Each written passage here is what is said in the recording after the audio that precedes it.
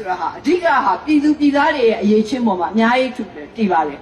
ဒီနိုင်ငံမှာတရားစာတပစ္စည်းတွေဘလောက်ပဲများနေ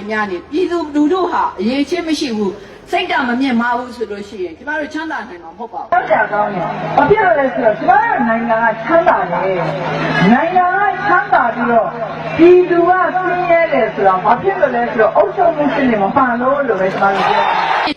အစိုးရတစ်ခုတည်းကိုပဲအားကိုးတယ်ဆိုတာဟာဒီမိုကရေစီမဆန်ပါဘူးဒီတကယ်တော့ဒီမိုကရေစီဆိုတာဟာပြည်သူလူထုပေါ်မှာအခြေခံတဲ့စနစ်မလို့ပြည်သူလူထုအားကိုလည်းအစိုးရများပြန်ပြီးတော့အားကိုးရပါတယ်ကျမတို့ဒီလိုဒါပေမဲ့လည်းအဓိကလိုရမှာတော့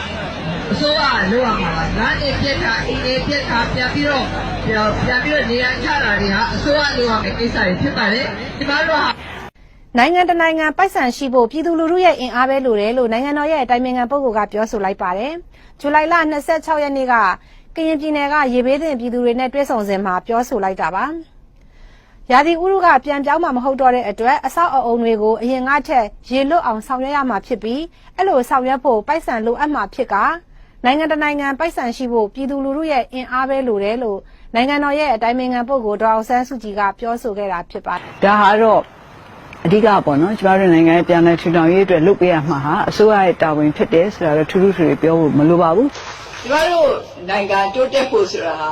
အဓိကအဖြစ်ပြည်သူမှာတာဝန်ရှိပါတယ်အထူးဖြင့်ဒီမိုကရေစီစနစ်ကိုကျမတို့လိုက်နေပြီဆိုလို့ရှိရင်ပြည်သူမှာတာဝန်ရှိတယ်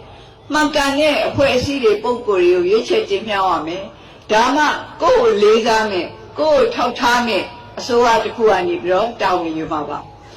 ပင်နိုင်ရမယ်ညှိနှိုင်းနိုင်ရမယ်ဒါအဓိကဥဆောင်ပြီးလုပ်ရမှာတော့အစိုးရအဖွဲ့ပဲဒီကိစ္စအစိုးရအဖွဲ့လက်ထဲမှာပဲရှိတယ်အဲ့တော့လူညှိနှိုင်းဆွေးနွေးတိုင်ပင်ပြီးတော့နိုင်ငံအတွက်အကောင်းဆုံးဖြစ်ကိုရှာနိုင်ရမယ်ရှာရဲရမယ်ဒါအစိုးရလူလူများတာဝန်ပဲဒီသားတွေလည်းဒီကိစ္စဘိုးဆိုးရတယ်လည်းပြည့်ပြည့်ကပြောင်းတော့တယ်ဒီလိုပဲဆိုရင်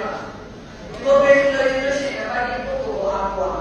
ဘိုးလုံးနဲ့တော့ဘိုးလုံးအောင်မှာကတော့သူ့တွေပါပေါ်နေတော့အဲ့တော့ကျွန်တော်တို့ကဒီလိုနဲ့လေရာလို့လို့ဒီတို့သူပေတော်မီပြည့်ပြည့်ဒူတော်မီဘေးရန်